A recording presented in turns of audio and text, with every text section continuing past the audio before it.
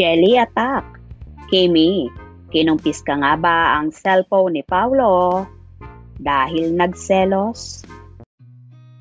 I've seen a lot of change, been through a lot of pain. Some things are not the same as they were a year ago, but all will be okay. I move on each and every day.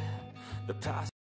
Nakakaloka talaga ang supporters ng Kim Pao ni na Kim Chiu at Paulo Avellino at nagdilulo na naman sa X, dating Twitter.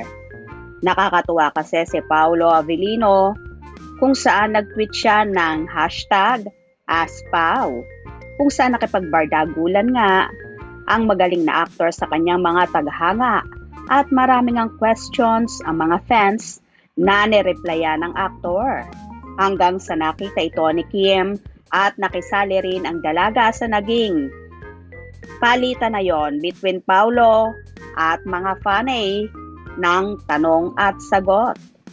Samantala, natapos agad ang nasabing bardagulan na yon dahil ayon sa mga supporters ay nakumpis ka raw ni Kim ang cellphone ng aktor, kaya biglang itong nawala sa X at natigil nga ang pagsagot sa mga katanungan ng fans. Na ayon nga, sa ilan ay nagselos daw si Kim at it daw ang naging itsura ng dalaga. Narito naman ang naturang palitan ng tanong at sagot ni Paulo at ng kanyang mga tagahanga.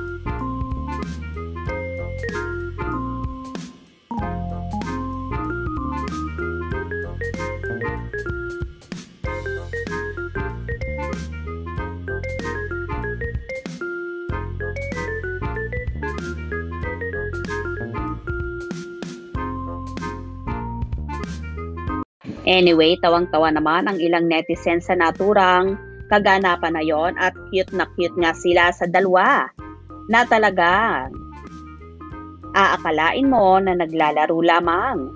Marami rin naman ang kinilig dahil sa simpleng mga body language ng Kim Pao ay halata mo talagang magjowa na ang peg nila. May isa namang fan ang tila naguluhan at hindi magets ang naturang usapan, kaya heto naman ang sagot ng isang fan.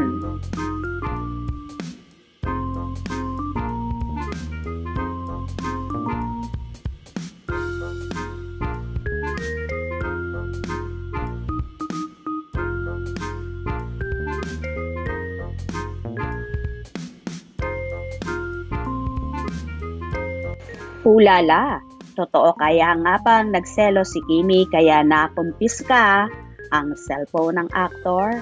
Kayo na ang bahalang humusga. Hope you enjoyed. Please subscribe for more info.